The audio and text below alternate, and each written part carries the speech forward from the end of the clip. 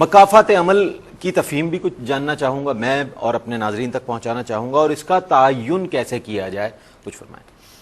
الحمدللہ رب العالمین والعاقبۃ للمتقین والصلاۃ والسلام علی سید الانبیاء والمرسلین۔ اعوذ باللہ من الشیطان الرجیم، بسم اللہ الرحمن الرحیم۔ ومن اعرض عن ذکری فإن له معیشۃ ضنکا ونحشرہ یوم القیامۃ اعمی۔ صدق اللہ مولانا العظیم۔ بہت شکریہ رئیس بھائی۔ اصل میں بنیادی طور پر سیدھی سی بات یہ ہے کہ یہ دنیا دار الجزا ہے اور آخرت تو ہے دار العمل ہے، اور آخرت دار الجزا ہے۔ نبی کریم صلی اللہ علیہ وسلم نے فرمایا دنیا مزرعۃ الآخرہ، یہ دنیا آخرت کی کھیتی ہے۔ تو اصل جو جزا کا اور جو کچھ اللہ تبارک و تعالی انعامات عطا فرمائے گا نیک اعمال کے صلے میں، اور جو کچھ برائیوں کا بدلہ عطا فرمائے گا، وہ تو آخرت ہے۔ لیکن کبھی کبھی ایسا بھی ہوتا ہے کہ رب تبارک و تعالی اپنے بندوں کو اس دنیا کے اندر جھنجھوڑتا ہے۔ جو ان کے پیارے بندے ہیں رب تبارک و تعالیٰ کے، ان پر تو بطور امتحان کے بھی، آزمائش کی بھی کچھ چیزیں آتی ہیں، اور جو اللہ تبارک و تعالیٰ کے نافرمان بندے ہیں، قرآن مجید فرقان حمید میں اللہ تعالیٰ نے فرمایا وما اصابکم من مصیبت فبما کسبت ایدیکم ویعفو عن کثیر۔ فرمایا جو کچھ تم پر مصیبتیں آتی ہیں یہ تمہارے اپنے ہاتھوں کا کیا درا ہے، یہ تمہارے شامت اعمال ہے، جو تم کرتے ہو اس کا بدلہ دنیا کے اندر ہوتا ہے۔ میں نے جو قرآن مجید فرقان حمید کی سورہ طٰہٰ کی آیت پڑھی، اس کے اندر بھی یہی فرمایا کہ وَمَنْ أَعْرَضَ عَنْ ذِكْرِي فَإِنَّ لَهُ مَعِيشَةً ضَنْكًا۔ فرمایا کہ جو ہمارے ذکر سے اعراض کرتا ہے، ہمارے ذکر کو چھوڑ دیتا ہے، قرآن کو چھوڑ دیتا ہے، اللہ کی یاد کو، نماز کو چھوڑ دیتا ہے، رب تعالیٰ فرماتا ہے کہ ہم اس کے لیے معیشت کو تنگ کر دیتے ہیں، اس کے لیے دنیا کو تنگ کر دیتے ہیں۔ اور فرمایا کتنے لوگ ہیں، کتنی بستیاں ہیں، وَكَمَا أَهْلَكْنَا مِنْ قَرْيَةٍ بَطِرَتْ مَعِيشَتَهَا۔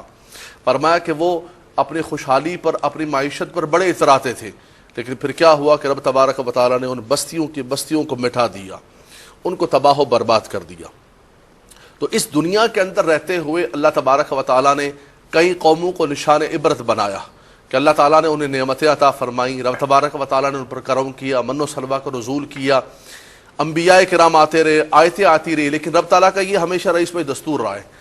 رب تعالیٰ نے قرآن مجید کی اسی جگہ پر فرمایا سورہ قصص کے اندر، ایک تو اللہ تبارک و تعالیٰ کسی قوم کو اس وقت تک ہلاک نہیں فرماتا ہے جب تک کوئی اللہ کی آیات، نشانیاں اور انبیاء کرام نہ آ جائے۔ وَمَا كُنَّا مُهْلِكِ الْقُرَىٰ إِلَّا وَأَهْلُهَا ظَالِمُونَ۔ اور دوسرا جب وہ قوم ظلم کی انتہا نہ کر دے، ان کی انتہائیں ہو جاتی ہیں تو رب تبارک و تعالیٰ کا غضب ان کی طرف متوجہ ہوتا ہے۔ نبی کریم صلی اللہ علیہ وسلم کی صرف 2 حدیثیں سنا کر میں بات کو مکمل کرتا ہوں۔ اللہ کے نبی صلی اللہ علیہ وسلم نے فرمایا کہ انسان کے رزق میں اور انسان کے عمر میں جو چیز اضافہ کرتی ہے وہ نیکی ہوتی ہے، صلہ رحمی ہوتی ہے، اور والدین کے ساتھ اچھا سلوک ہوتا ہے۔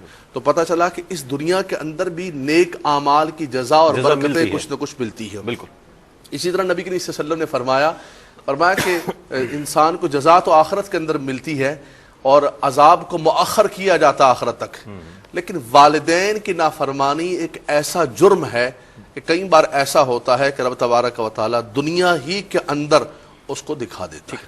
ناظرین گرامی، یہ بھی دیکھا گیا ہے کہ بہت سے لوگ اچھے اعمال کرتے ہیں، لیکن وہ اللہ کے ایسے نیک بندے ہوتے ہیں کہ جن کے لیے آزمائشیں بھی ہوتی ہیں، ان کے مدارج بڑھتے جاتے ہیں، ارتقائی منازل طے کر رہے ہوتے ہیں وہ روحانی طور پر، اور بہت سے ایسے لوگ بھی دیکھے گئے ہیں کہ جو مستقل برائیوں میں مبتلا رہتے ہیں، لیکن اس کے باوجود ان پر کوئی آزمائش نہیں ہوتی۔ تو اس حوالے سے کچھ علامہ صاحب، انسانی ذہن جو ہے وہ جو کمپیئر کرتا ہے، کمپیریٹیولی جب انالیسس کرتا ہے تو وہ الجھن کا شکار ہو جاتا ہے۔ آپ کیا فرمائیں؟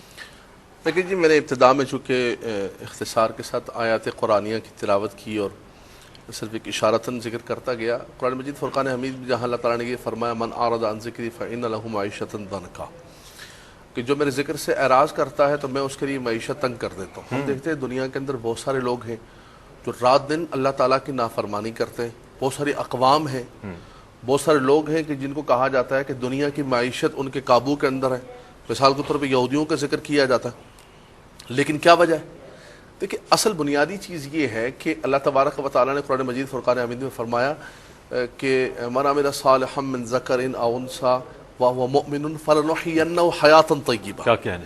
جو تصور ہے بنیادی طور پر، ہم نے جو تصور یہ سمجھ رکھا ہے کہ شاید جس کے پاس عروض اور سامان اور مادیت زیادہ ہے شاید وہ بندہ کامیاب و کامران ہے. جس کے پاس مال بڑھتا جا رہا ہے، بینک بیلنس بڑھتا جا رہا ہے، وہی اللہ کے قریب ہے، وہی اللہ کے قریب ہے، اور وہی اس پر وہ کہتا بھی ہے اللہ مجھے معاف کر دے، میں نماز تو نہیں پڑھتا ہوں لیکن گناہگار پہ اللہ کا کرم بڑا ہے، گناہگار، لیکن اللہ دیتا مجھے بہت ہے. اللہ دیتا ہے. یہ امتحان ہے.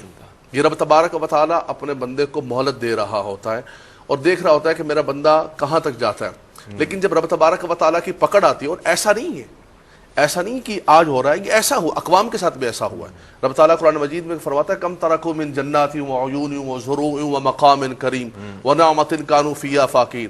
فرمایا کتنی ہم نے ان کو باغات دی، نعمتیں دی، نہریں دی، سب کچھ دیا، لیکن سب کچھ دینے کے باوجود رب تعالیٰ کی طرف سے مہلت ملتی رہی.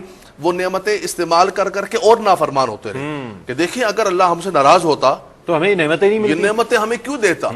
رب تعالیٰ فرماتا ہے کہ پھر جب رب کا عذاب آیا تو فما بقت علیہم السماء والارض. اللہ اکبر. فرمایا پھر ایسا عذاب آیا کہ نہ زمین روئی نہ آسمان رویا. رب تبارک و تعالیٰ نے ان کو زمین کے اندر دسا دیا. دیکھیں قارون کو دیکھیں، ان قارون کان من قوم موسیٰ فبغى علیہم وآتیناہ من الکنوز ما ان مفاتحہ لتنوء بالعصبۃ اولي القوہ. قرآن اس کے خزانے کا ذکر کرتا ہے کہ اتنے خزانے کی کنجیاں کہ بڑا جتھا اور جماعت اس کو اٹھا کر لے کے جاتے تھی. تو کیا قارون اللہ کا پیارا تھا؟ کیا شداد، نمرود، جن کو اللہ تبارک و تعالیٰ نے اتنا کچھ عطا کیا؟ دیکھیں آپ کے فرعون کے بارے میں کہا کہ الم تر الی الذی حاج ابراہیم فی ربہ ان آتاہ اللہ الملک.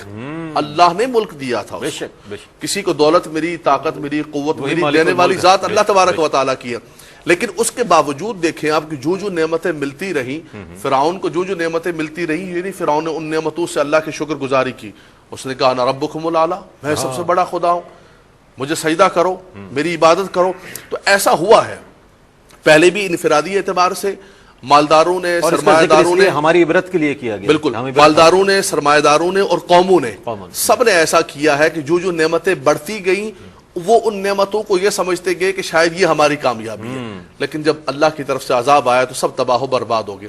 اسی طرح انفرادی طور پر ہم بھی یہ سمجھتے ہیں، حالانکہ ہر نعمت پر ہمیں یہ سوچنا چاہیے کہ خدا نہ خواستہ اللہ تبارک و تعالیٰ کی طرف سے پکڑ آ جائے.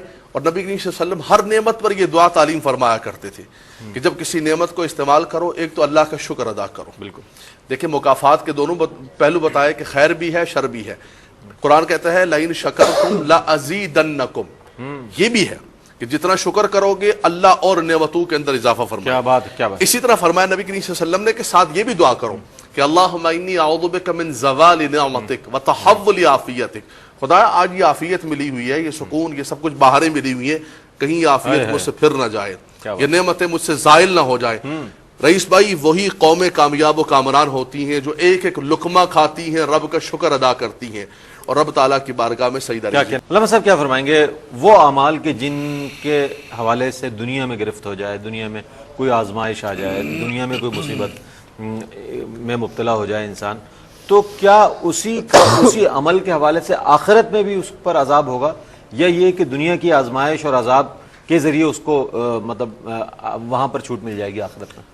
میں آپ کے سوال کے جواب دینے سے پہلے خاص طور پر ڈاکٹر صاحب نے، پروفیسر صاحب نے جو ذکر فرمایا قرآن کا واقعہ، اس سے پہلے میں یہ خاص جملہ عوام کے لیے کہنا چاہتا تھا کہ اسلام کے اندر اللہ تبارک و تعالیٰ نے مسلمانوں کے تصورات، تخیلات اور نیتوں پر بھی پہرا فرمایا.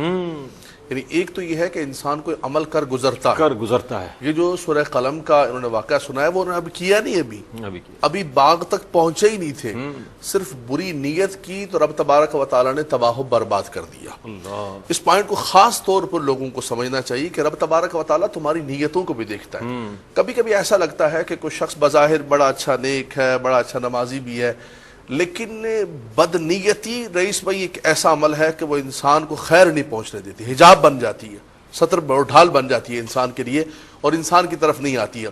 بظاہر وہ سمجھ رہا ہوتا ہے کہ میں تسبیح بھی پڑھ رہا ہوں، سب کچھ کر رہا ہوں. اپنی نیتوں کو ستھرا کریں. ان اللہ لا ينظر الى صورکم ولکن ينظر الى قلوبکم ونیاتکم واعمالکم. رب تعالیٰ تمہاری نیتوں اور تمہارے دلوں کی طرف نظر فرماتا ہے، تمہارے چہروں کو، تمہارے ظاہر کو رب تبارک و تعالیٰ نہیں دیکھتا ہے. تو یہ بھی مکافات کا ایک عمل ہے کہ آپ دوسروں کے بارے میں بری، وہ ہمارے یہاں زمانہ طالب علمی کے اندر ایک بڑا مقولہ فارسی کے اندر تھا کہ چاہ کن را شاہ درپیش، جو کسی کے لیے کوہ کھودتا ہے وہ خود اس کے اندر واقع ہو جاتا ہے. اور بچوں کو چھوٹے چھوٹے واقعات اور قصے سنائے جاتے تھے فارسی کی ہماری گلستان دبستان کے اندر کہ کسی کے بارے میں برا سوچا، بادشاہ کے بارے میں یہ کرنا چاہا، اس کو شکایت لگانی چاہیے تو وہ خود اس مصیبت کے اندر مبتلا ہو گیا. تو یہ بری نیتیں. دوسرا رہا آپ کا یہ سوال، بالکل ایسا اسلام کے اندر خاص طور پر جو سزائیں متعین ہیں، مثال کے طور پہ وَلَكُمْ فِي الْقِصَاصِ حَيَاةٌ يَا أُولِي الْأَلْبَابِ السَّارِقُ وَالسَّارِقَةُ فَاقْطَعُوا أَيْدِيَهُمَا جَزَاءً بِمَا كَسَبَا. یہ ہمارے اصول فقہ کے اندر خاص طور پر اس پر بحث ہوتی ہے کہ یہ جو اس کا قطع ید ہوا ہے کیا اس کی یہ جزا ہو گئی؟ تو یقیناً ان سزاؤں کے بعد یا ان ساری چیزوں کے بعد اس کی تطہیر ہو جاتی ہے. نبی کریم صلی اللہ علیہ وسلم نے خاص طور پر کسی نے ذکر کیا، ایک شخص پر حد قائم ہوئی، اس کے بارے میں برے لفظ استعمال کرنے لگے، اللہ کے نبی صلی اللہ علیہ وسلم نے فرمایا کیا باتیں کر رہے ہو، وہ تو جنت کے باغات کے اندر، جنت کی نہروں کے اندر موجود ہے اور تم یہاں پر اس کے بارے میں ابھی تک وہی کلمات کہہ رہے ہو. فرمایا اس کے بارے میں ذکر نہ کرو. تو یقیناً جیسے بخار کے حوالے سے ذکر کیا، بیماری کے حوالے سے کوئی مصیبت، بلکہ فرمایا کہ مومن کو کانٹا بھی چبھتا ہے، کوئی تکلیف پہنچتی ہے، اس پر وہ صبر کرتا ہے، رب تبارک و تعالیٰ اس کے گناہوں کو معاف فرما دیتا ہے اور اس کے درجات کو بلند و بالا فرماتا ہے. تو یہ تمام کی تمام چیزیں صدقات ہیں. مثال کے طور پر صدقہ ایک ایسی چیز ہے کہ دنیا کے اندر اس کا پھل ملتا ہے، آخرت کے اندر تو ملتا ہے، لیکن فرمایا الصدقۃ تطفئ البلاء، آنے والی مصیبتوں کو، بلاؤں کو صدقہ جو ہے وہ ٹال دیتا ہے. انسان کی اپنی نیکی، وہ انسان کی اولاد، جیسے کہ واقعہ سنا ہے، انسان کی اولاد پر اثرات ہوتے ہیں. قرآن مجید نے کہا کان ابوہما صالحا، سورہ کاف کے اندر، کہ والد ان کا نیک تھا، اچھے کام کر کے چلا گیا، روزی حلال دے کر اپنے بچوں کو گیا. آج رب تبارک و تعالیٰ اس کے بچوں کی اس روزی کو محفوظ فرما رہا ہے.